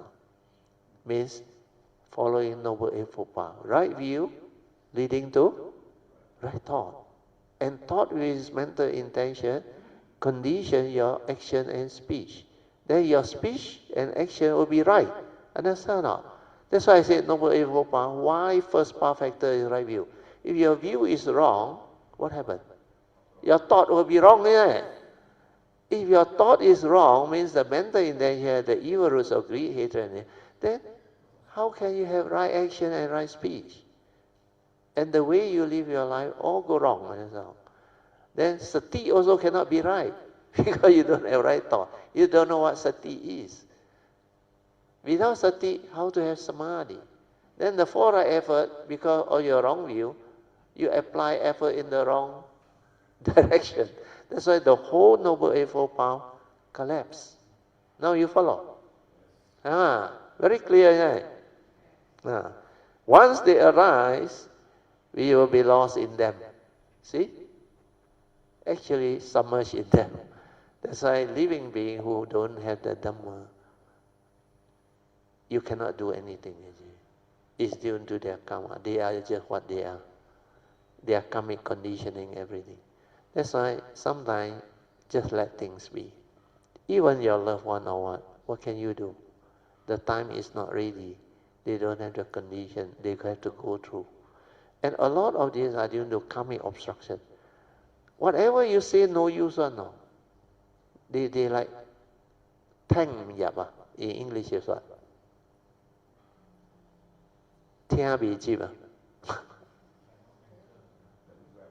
Whatever you say, no, cannot go in on. Be obstructed. Not close-minded. It's karmic obstruction. Obstruct. It's like cannot receive one. No. Then those who have the condition don't have karmic obstruction. Straight away can awaken. No. That's why if you don't make what they call ask for forgiveness and repentance to break your karmic obstruction and resolve it amicably, when you walk this way, Bodhisattva way, it's not easy. It will obstruct. You remember morning chanting or evening chanting? Yeah? He asked you to reflect. Obstructed, and bound by suffering and obstructed by suffering. So all these are very clear, what they call understanding that you're supposed to reflect. That's why it's called the morning chanting, evening chanting, where all the important understanding, at that time, no writing. You have to put into chanting. Chanting is like your school song or national song. You repeat. It go in or not, then can be passed on generation to generation. Understand or not? Otherwise, message, sure gone on, I tell you. Because there is nothing to record, understand or not? But through chanting, this word will remain. Okay, we continue. Brother Teo said, that is our 5 aggregates of form and mind, the mundane mind. This mundane mind, which is basically consciousness, is the magician. This magician creates illusions for living beings to grasp, cling, and hold on to. Magicians are also called illusionists. They create magic, which are just illusions with no reality. But most people think it is real, not realizing that it is actually an illusion. So through this understanding, Brother Song comes to understand all this. Psychological time is basically your thought process, your mundane thinking. When you understand this, you will understand the Buddha's Dhammapada verse 1 and 2, and why the verses always start with, mind is the forerunner of all things, mind is chief. Through this awareness, Brother Song can see the moment the thought process starts, how psychological time also starts, thereby creating the apparent reality within existence. That is how the world arises. That is why the Buddha said, mind is the forerunner of all things. Mind is chief, and when mind arises, the whole creation arises. Arises through what? Through consciousness that is being projected into the phenomena world of consciousness. Through their Sakaya Ditti or self-delusion, living beings then hold on to them deludedly as if life exists and it is real. That is how... As if life exists. As if life exists and it is real. That is how all the entanglements start. When you know your thoughts are very important, then the mundane thinking is the forerunner of all things. What must you do? You must take care of the mind. Otherwise, when you act, speak, and think with a heedless mind that has the evil roots of great hatred and delusion, suffering will follow you, while the will, like the wheel that follows the hoof of the ox. This is Dhammapada verse 1. I used to share with you all this understanding. Your life, you decide how you want to live it. If you know this Dhamma and understand the significance of psychological time is, and what the mundane mind is, you will choose to take care of your mind to develop heedfulness. Then Dhammapada verse 2 will take over. Dhammapada verse 1 is about suffering, as all action in this life are preceded by the mind. Suffering follows the heedless who never develop their heedfulness, mindfulness and awareness to understand life. We must realize the Dhamma and enlightenment in the here and the now to transcend life, so that we understand life and we can truly live life. Now we will move to Dhammapada verse 2. The Buddha said Dhammapada verse 2, mind is the forerunner of all things. Mind is chief. Mind made are there. If one speaks or acts with a pure mind, because of that, happiness follows one, even as one's shadow that never leaves. So when the mind arises, all things, all creations arise. And when one speaks, acts, and thinks with a wholesome mind that is free of the evil roots of great hatred, delusion, happiness will follow one, like one's shadow that never leaves. That is what life is all about. Today, Brother Chin Hao texted me something interesting. Later, I will WhatsApp you all on our Kayanamitas WhatsApp platform. Someone who listened to my YouTube sharing on the topic Heart Sutra Lesson 1 wrote to me. He said he has a Christian background. After listening to this particular sharing of mine, he wrote to thank me. He wrote, "Thank you, Brother Teo. As a layperson with a Christian background, your explanation of the Buddhist teachings brings clarity to me that I can live with better wisdom to mitigate and hopefully end suffering in this earthly existence." Okay. Christian also can understand, no, with a clarity. You Buddhist cannot understand, paise, correct or not? So, this one really surprised. Like Jin Hao very excited. It takes me there is a very good conversation. Christian find the teaching he can find so clear, no, and there is a possibility of not allowing suffering to arise in the life, no. That's why after that, you ask Waifan to read on. He strive to actually realize this, no. Okay, you read on, Waifan. Will you all not rejoice with me hearing this? He has a Christian background and has never met me before. Just by listening to my first Heart Sutra class sharing, he can develop such profound understanding. That is really amazing. Someone totally new to Buddhist teachings can develop such profound and understanding so quickly. In this first Heart Sutra class sharing, I expounded the essence of the Buddha's teaching, which is the Four Noble Truths. I elaborated on it during that class sharing, and I remembered that it was very beautiful. Because of that, he was able to develop that clarity of understanding on how to live life. So he had the intention to change for the better based on what he had heard and understood to mitigate and hopefully end suffering. Now he can see the possibility of freeing himself of suffering in this very life. In this context, to mitigate is to lessen suffering so that hopefully the end of all suffering is possible. When you have the true understanding of all this teaching that I have shared, pointing to the whiteboard, all this can be realized. He had not even come to the pure awareness nature cultivation, referring to the whiteboard, yet it can benefit him so much. He had only heard about the Four Noble Truths, the Heart Sutra's preliminary teachings, where I mentioned Dhammapada verse 1 and 2.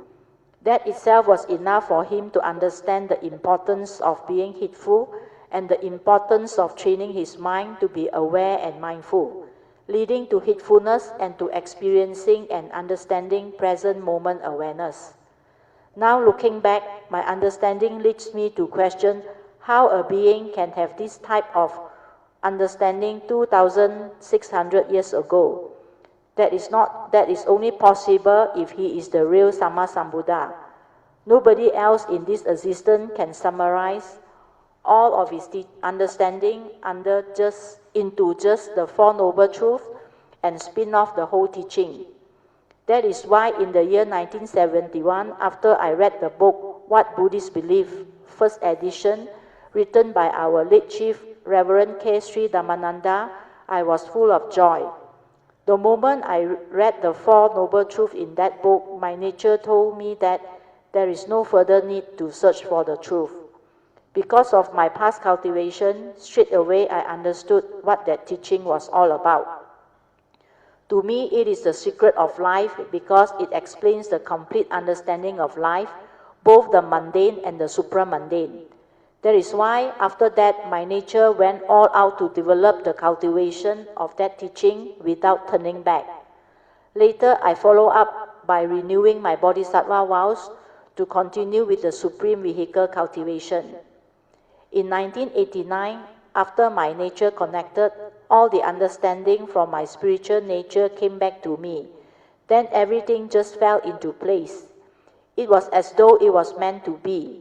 That is why I used to share with you all that in this life, in this segment of my nature's coming. I actually did not do anything. I just accord and flow. Do you understand why I say that? It is because the causes and conditions are already there, and everything is as though pre-planned and set in place by my nature's past cultivation, wisdom, understanding, adhitthana or strong determination, affirmation, and of course the vows. That is why this coming, the conditions and everything else just fell into place. That is why this teaching is very profound and unique.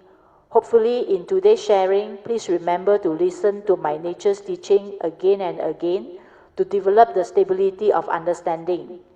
This new understanding is complete and comprehensive. It will revolutionize a lot of our Kayanamitta's understanding. True or not? Ah. Okay, Brother Song, please continue. Sadhu. Brother Song, English translation. When this psychological time arises, the world also arises. When consciousness arises, the world also arises. So all the Dhamma also arises. The Four Noble Truths, the Noble Eightfold Path, the five aggregates of form and mind, etc. Everything is already there. Brother Teo said, yes, because thinking is in psychological time and thought consciousness. Therefore, when they arise, the phenomenal world of consciousness, which is the world, also arises. All Dhamma mentioned by Brother Song, such as the three evil roots of great hatred and delusion, all dualities like good and evil, etc., are included because everything is mind-made. Brother Song, English translation. Brother Teo, I want to share something from 2 months ago when I was listening to your Dhamma talk. When I heard Brother Teo mention duality, the word struck me. Later on, my understanding of this word changed. I thought about how each of us in this world is constantly playing the game of duality. Suddenly, I understood. For example, as cultivators, we often hear others mention that when they experience unfavorable meditative outcome, they will say, "My meditation is very bad." We always crave for good meditation experiences. Then, when we dislike or reject those unfavorable meditative experiences, we manifest a type of negative craving like hatred, dislike, and aversion. At that moment, I understood that my craving for good meditative experiences is another form of craving that had conditioned my aversion and dislike. Bharatya said, yes, the opposite manifests itself. That is why the Buddha also explained this duality teaching in the Theravada tradition. It is similar to the duality teaching of the yin and the yang as taught by Lao Tzu. The Buddha described it by saying, Imasmin sati idam hoti. Imasmin asati idam na hoti. Samyutta Nikaya 12.61. Meaning, when this arises, that arises. When this ceases, that ceases. It means that when you create good, obviously whatever that is not good is bad, which is its opposite will manifest. Is that not so? That is why you tend to have good and bad meditation. Meditation is not about clinging on to good meditative experience or rejecting bad meditative experience.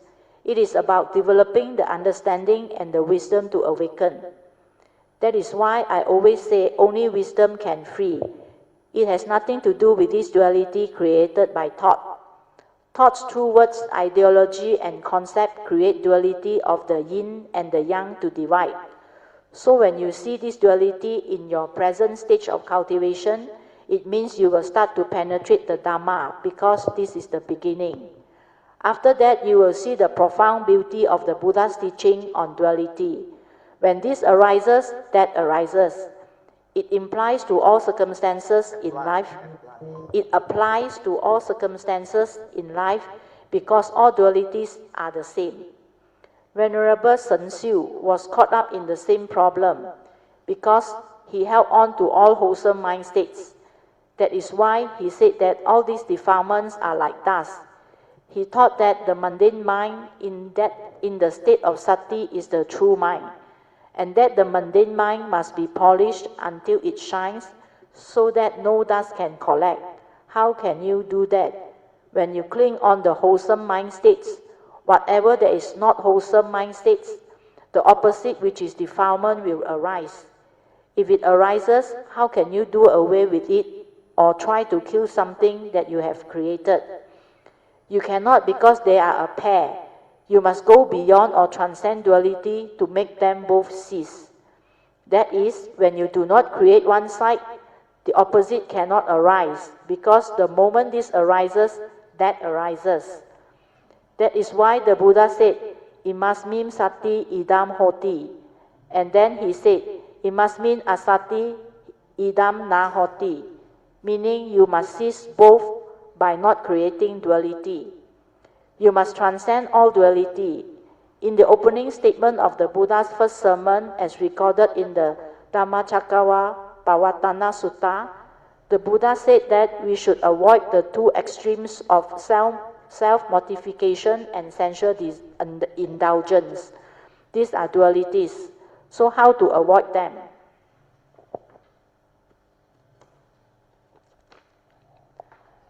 The first way is through the normal teaching to avoid all evil and do good. This is thought-based. The second way is to transcend duality. When you can transcend duality, you can also avoid the two extremes. But how do you transcend duality? The Buddha said, Imasmin sati idam hoti, meaning when this arises, that the other aspect of the duality will also arise. Because whatever that is not this is the opposite of what you have created.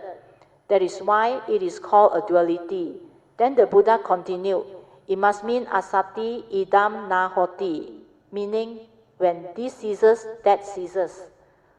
So your solution is to develop the wisdom to realize that they are duality created by thoughts, hence not a reality. This is created by the mundane mind based on conventional truth. So if you believe in those dualities created by thoughts, you will hold on to the good and try to avoid or push away the negative, which is bad. Then what will happen to you? You will be forever chasing and fighting duality, both of which will lead to suffering, as both are cravings, positive and negative. That is why I say, any good states and experiences, especially pleasure, are also a prelude to suffering. Why? Because you will cling on to them through memory. You may think that this experience is very nice, good and special, and you want it to be repeated in the future. So we achieve it, we archive it, but when you cannot get what you want, you will be afflicted. That is why it is a prelude to suffering. Suffering will arise when wholesome and other pleasurable and amazing states that you crave, not realizing that if you do that, the opposite will surface and you will be caught. That is why when you cannot get what you want and when things do not go your way, suffering will be the result. That is the first noble truth, 7 reality. Therefore, understanding that all this to free you after you have developed the wisdom to transcend duality, meaning not to crave, cling, and create. That is the reason why I used to share with all of you the importance of understanding why there is no right and no wrong. According to the Buddha, things are just the way they are. Deluded people do deluded things. Why do you say that he is wrong? Similarly, foolish people do foolish things, and heedless people do heedless things, while the wise people do wise things. They are just the way they are. Living beings and nature's conditions are just the way they are. That is why the Buddha said, thing is just the way it is, or things are just the way they are. That is the truth, because it's the reality. That is suchness, the isness of things, ta. If you cannot go against it. Why do you want to create duality to define it differently? This is profound understanding is what the Buddha wants us to realize. It means that when this wisdom is developed, you will not be trapped by duality and such delusion will not affect or afflict you anymore. The truth is that within that moment, things are just the way they are. No right, no wrong, no good, no bad. When you understand this, it implies suchness seeing. When conditions are like that, things will be like that. It cannot be otherwise because that is the reality.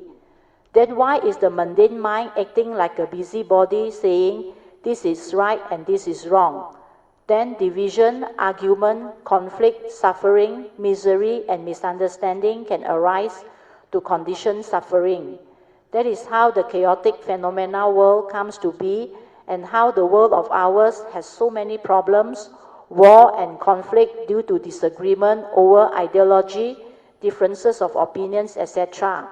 All these are created by the mundane mind through delusion, through ignorance. So, seeing all this, realizing all this with your pure awareness within, you will penetrate duality in no time, because this is the true beginning of transformation for all of you after you can follow and understand all this sharing on duality.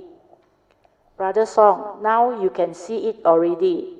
That is why you can use your own words to explain what you now understand. But the deeper meaning that I have just explained is to help take you beyond duality, to transcend all dualities, which means to see things as they are through the direct seeing. Just like what the Buddha said, to see things as they are with suchness seeing, to see their reality, to see what is. So things are the way they are. These words of wisdom can awaken you. Once awakened, all this duality will have no more meaning. In the first place, who created them? The deluded and the foolish ones. But we must also understand we live in a conditioned world where dualities exist. As I have always explained, duality exists within the conditioned world, the existential world, and you cannot avoid duality while here because that is for living. You cannot simply quote the Dharma and say that we must transcend duality because there is no right, no wrong. Then you will argue with people. That is still a one-sided understanding. That is why we have the 3 types of seeing as stated in the Mahayana teaching. Can you remember? 7.1 3 levels of seeing. First level, 看山是山, seeing mountain as mountain. This is mundane seeing.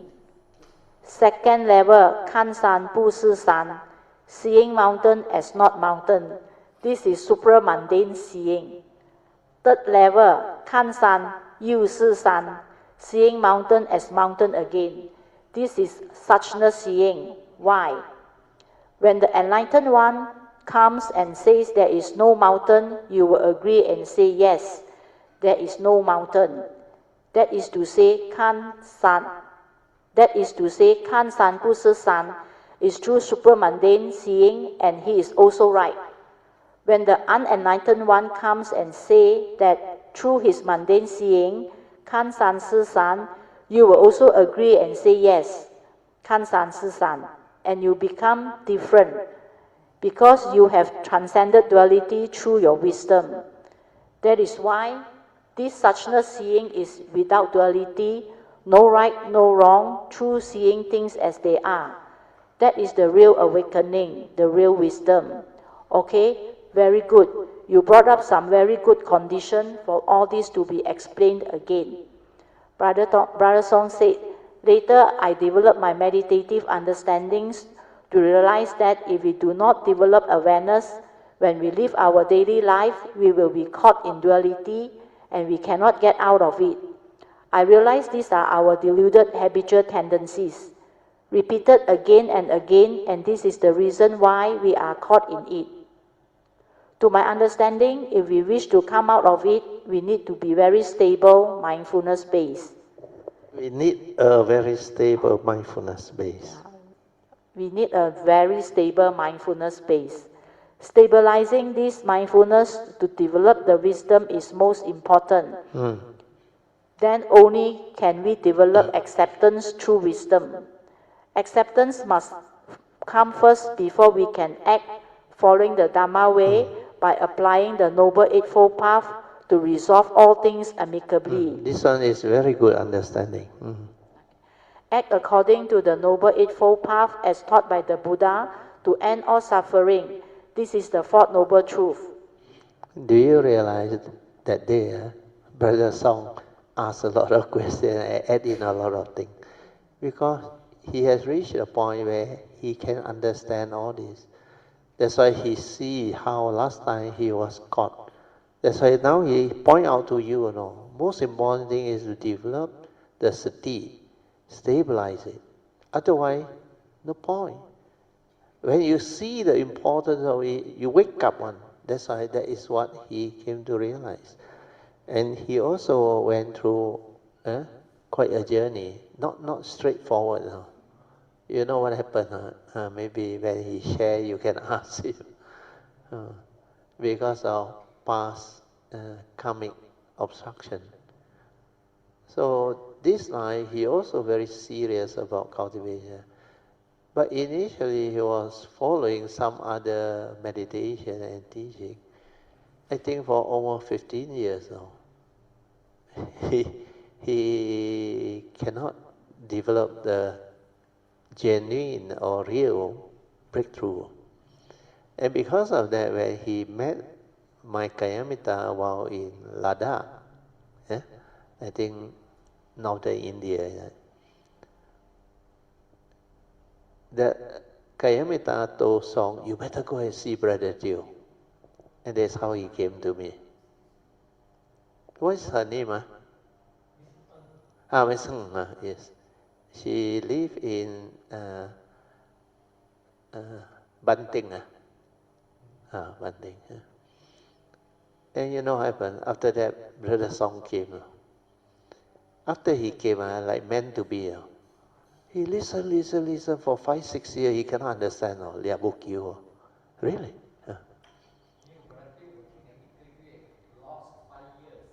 对对对，听了1个月 lost 5 years that's why total almost 5 over year to 6 year cannot understand then 不见 but finally how you come back Thailand trip 对对对then find his way back after finding his way back you know what happened at one of the retreat he came and talked to me said, Brother Teo, how come because what he learned on that type of meditation it seems completely opposite of what I teach everything that he heard there is the opposite of what I share. That's why he was very confused. Then later on he developed some understanding. Then he finally met me again and asked another question. But how come I can be like that? Like wasted almost 14, 15 years trapped in that one and cannot come out. I said, this is karmic. I said, no. Well, you don't know what you have done. You promote it. But I said, you don't worry. Well, after that, he become like more senior over there, where he also helped out in the conduct, how they conduct the retreat and all those things. So because of that, I said, you can continue, no problem. But do not go and promote all this anymore, unless there are people who are serious and really interested in the Dhamma. Then in one of the retreats that he conducted, he saw one guy, I think also Singaporean now. What is his name? Chia. Chia. I think Po Cheng haven't met him. You met him? Oh, Chia. Oh, and the wife. The wife is what the name is? Sandra, yes. So, Beng Fee also met him. Oh, you haven't met? Oh. Brother TK's Dana, he came. Yeah. You remember, TK? You know what happened? He was there at the retreat. He also a very advanced meditator, no? Also got something like jhana and the whole thing, no? Then he go and tell Song, he said, just now, the monk came and checked, he said. And he know. Well, he also can actually have this psychic ability. Then after that, Song remember what I say. If you really serious, he said, you go and see Brother Teo. Maybe you can learn something. You can develop better. Then he brought him to see me. Then you know what happened? He came to the retreat. After that, he came to the retreat. The first day, he got a shock of his life. Everything we do is terbalik. And you know why? He said, what type of meditation? He lie down and snore. And he questioned me left and right for 1.5 days. Every time he questioned, I answer. And he realized, this guy is not normal. Can answer and very convincing. And you know what happened? On the second day, after lunch, where I used to come early on in the younger day. I will come early. He straight away alone came here. I sit here, he came here. He straight away pay respect. Pay respect. And I said, why? He said, not until I'm convinced, I will not do this.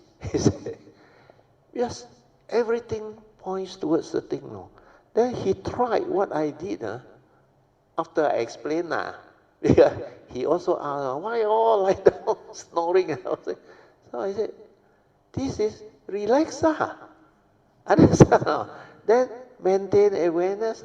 This is the real samadhi, I said, not that type of concentration and all. Then he tried, Then his faith become very different. Then he realized that a lot of things I share, especially after go through the Heart Sutra, you also saw, yeah, a lot of the penetrative teaching all come out. No? That's why after that he got faith. No? Wow, he keep on coming. No?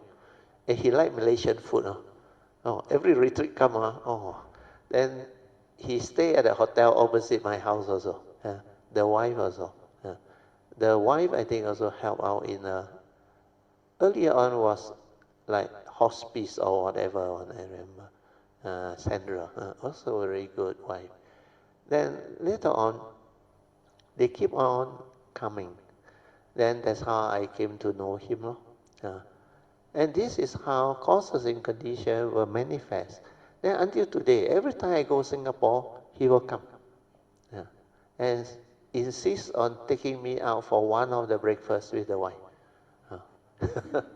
So you will never understand how the karmic condition can manifest and allow this thing to arise. So what I am trying to share with you is, even song, now after progress and having all this understanding, it was not straightforward, understand or not? They say, oh, you have karmic obstruction. Like Chia, if he has not had the condition to meet song, you think he come to the class? Sure won't come in. How can he know me?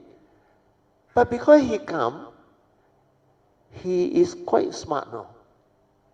He is not rigid now until completely cut you off now. He tried, Then after I explained, he said, I got good answer for all the questions. Then he tried, lie down.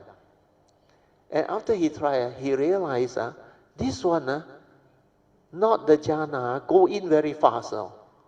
And because he has this stability of mind to train and come using object of meditation, so he went in and he realized this is so different that went out. Then he understand a lot of my teaching. And because of that, he come for many years. Then got 1 year, he was the one that told me, Junti Pusa, he said, want us to chant the Junti Zhou. He was the one. And a lot of these things very straight. Every time I go to Singapore, he will make sure he come and buy me one breakfast, then take me around. Take me around to visit Sui, what is the place in Singapore, the temple? Cannot remember. Huh? Oh, is it? I also cannot remember. He told me very near only. You know, I walk until my leg cramp. Because physically, I don't have the extra energy to do that. If I had known that, I say grab. He said, very near only. To him, it's very near, very, very fit. That's why a lot of this, but he is a very, very nice guy. And after he understands, the faith very strong. And he keep on telling the wife, you better attend the retreat. You better attend the retreat. And their relationship also improved after that. So all this is to let you understand, don't look down upon yourself, understand? Whatever way you come, not important. Because karmic, you cannot change the past, isn't it? The karmic past will condition you. You are born of it, heir to it, condition. But this is what you did to prevent people from coming, and not. You lead people to the wrong one. That's why when you come, the karmic condition will condition you back to the practice or teaching that take people to Holland or not really take people to Holland. Cannot give you the penetrative awakening and understanding. So you also have to, because this is what you did, or you reap what you sow. So when you introduce this teaching to others, you know what happened? Others who have faith in you, believe in you, go and learn. They also cannot penetrate. They also lost for a while. So these are the karmic that you have to take. You understand? That's why when your time comes, you will get lost for a while. But never mind. As long as there are affinity, you will have condition to meet the real one. Just like this line, you know, a lot of Kayamita help a lot of people, bring a lot of other people to join the Kayamita, and they benefited. When you do that, in future, there will be people who bring you to the real one. You understand or not? You understand or not? Song brought who now after that? Chiu Po Lian. This one is a relative. Ne, no. No lah, Jin Hao, sorry. Oh, sorry. Song brought Jin Hao. Then Jin Hao brought Chiu Po Lian. Oh, Chiu Po Lian came first. Then Chiu Po Lian came first. Where the retreat, remember, he cannot go. Then, I know, related to Jin Hao. That one, my mistake lah. Related to Jin Hao. But Song actually brought him first. How they meet, UK? Huh? You just came back.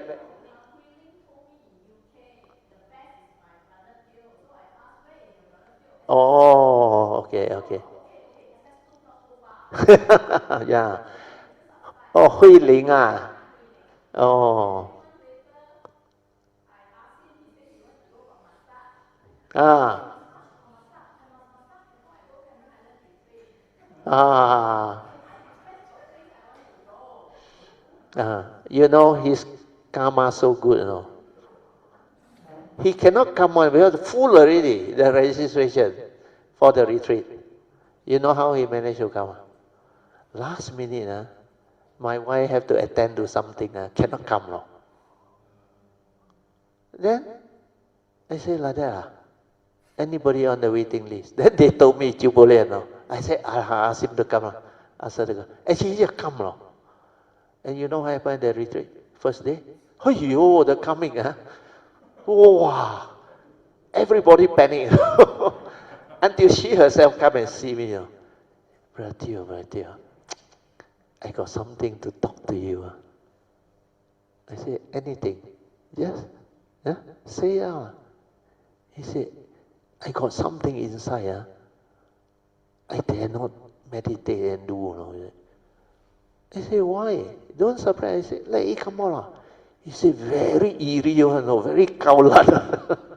It seemed before he come, he went to a lot of retreat, banned from going to retreat because of that problem, the coming. But they cannot understand her. But I understand her. Then when he came out, he was in front. I was teaching here. Then I knew. I read it, metta. Then I invoke power of merit for wholesome. Yeah, I know. You got condition to come, it's meant to be. That's why after that, he of course go through the thing, very eerie, and a lot of people at the back earlier on cannot see. Then later on she's scared, she moved to the back, moved to the back also that movement. Then later on morning chanting, she also went down. And Deng Xiong Sifu saw her. Luckily I was there but at that time I want to see what this Karimita doing. So man stand over this side, girl over that side. He got that movement again, very eerie one, and the until Deng Xiong Sifu come and talk to me, Brother Teo, your this student got problem or not? 有什么问题吗 I said 没事 karmic I said 没事 Then I sent a pure wish for her to return to normalcy so that she can continue the retreat. Otherwise it can be a problem. And you know what happened? Suddenly when I sent that pure wish she suddenly stopped. Then can finish off the chanting everything. Then she didn't know. After I came back share, I was here earlier. Then while I share about what I saw there, he passed by. Then she was full of joy. Then later she shared. He said, yeah. He said, Brother Teo. He said, I also don't know why. Suddenly I stopped. Then later on, I teach her how to ask for forgiveness, do repentance. And she slowly recover. No? And the story never end there. No? Come to my house. Here, Namo Tassa only cannot take it already. The Namo Tassa already coming hit already. Then in my house, later on, after quite a while, he okay already, after asking for it. In my house, the moment I invoke the invocation to the devas, that Samanta, before the Ta come out, already again the same thing actually erupted, until she like, went to the back. Then I said, okay, no need to evoke. Otherwise, cannot. Then after that, we went to Anandagiri. Again, cannot go in. No. Cry like anything. No. Oh. I remember Mimi, they all was trying to console. Then again, I evoke power Mori. Then she can go through. No. At the entrance, cannot go in. No. The devas all. You know why or not?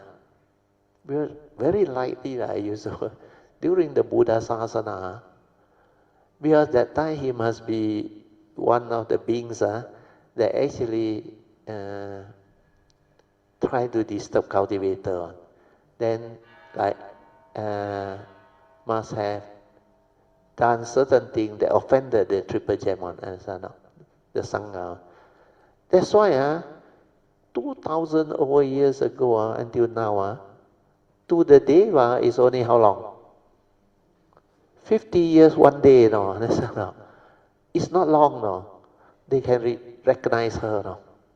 That's why you chant samatha, you invite, that one, the effect immediately come.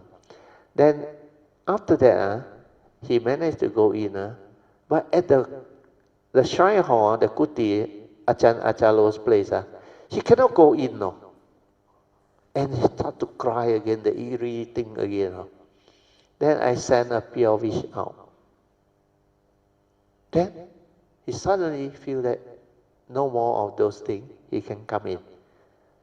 That's why all this, Achalo also worry, ask me, Brother Tio, got problem or not? I said, coming. I said, don't worry, coming. Then I send the pure wish. And you know what happened after that Katina time? I saw her, keep on like bowing. Then I realized, hey, good sign. Means 搞掂 already. 没事了. Understand? And you know, later on I asked her, you know what she tell me?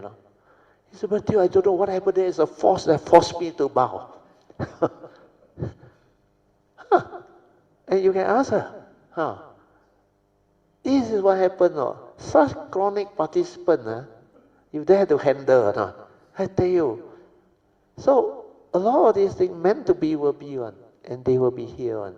Okay, so this is to allow you to understand the movement, the karmic, and all these things. So don't worry about your past. What did I tell you just now? Past already? You cannot change. Understand or not?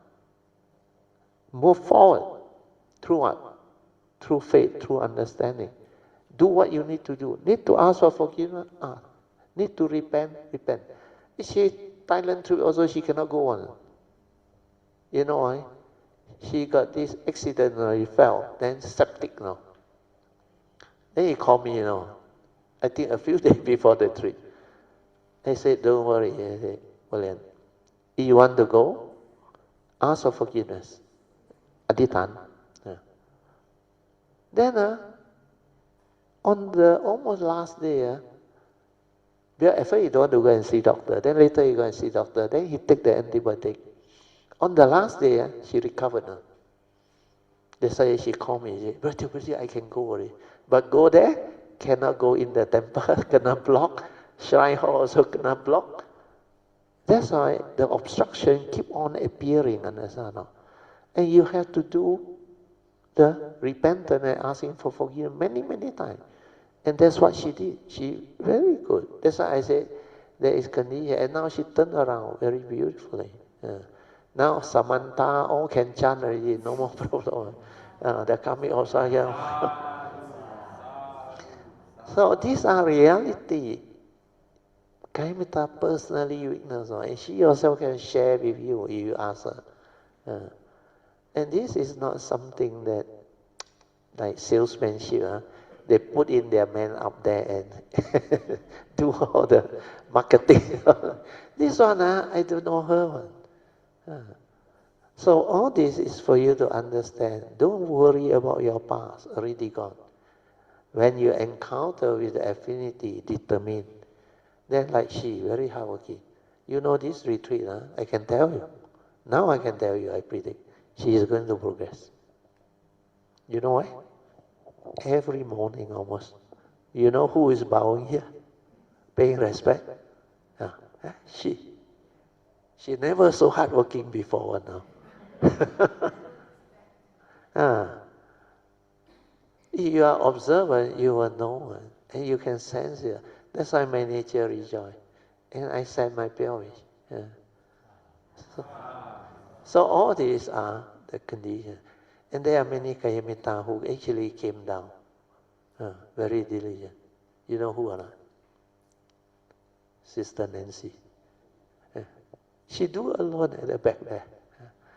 Brother Tim. And quite a number come down early, like Wai Fan. 4:30 you went into that state. You are still sleeping at 4:30. So these are just to give you faith and understanding. When you have the faith, sincerity, then persevere, everything will unfold. Okay? This is to give you confidence, understand? You have the affinity, you have the condition. So all these examples is to show you that they are not special people, understand? Those who progress because the condition there, then the faith manifests. It just happened. And it's as easy as that. Understand? Christian also can understand the benefit and beauty of that sharing. And why his religious labor doesn't cut him off. You know why not? Well, to him, he is a very practical person. If there is such a teaching that can explain to me why I suffer and how I suffer, then how I can reverse it to training my mind to be heedful, aware and mindful. These are very practical and can be done. Understand? That's why he full of gratitude. He said, thank you. So all this, when you have the affinity, no matter who you are, what religion you are, when you see truth, it will just unfold. Now you look at China. Ban Google not allow the local people to use. YouTube also cannot. And yet they access my website, Previous year, don't have one. Never even in the top 20 or 30. Suddenly this year, top. But YouTube there cannot find because they are not allowed to access. But the website, country like China, got so many people now went into the website. And these are the people I totally don't know. But I like to go to China, spiritual trip, almost unending. So all this is like nature's condition, it manifests, then things unfold. And last time I already predict to Kayamita after the website come out. I said this teaching, this sharing, and this book in time to come is going to benefit a lot of cultivators. Where these are the teaching, very difficult to come by. Okay? Enough, huh? Oh, exactly, almost 5:30 already. So we stop. You know where the page is, Wi-Fi? Okay. Okay. You all want to break for what? Or anybody got question? I can take one. I don't have. Oh, next session, report meditation or what? Okay, you can pay respect mindfully to Sakyamuni Buddha, Kuan Yin Bodhisattva, and all the great beings and worthy ones. Then we all break for dinner break.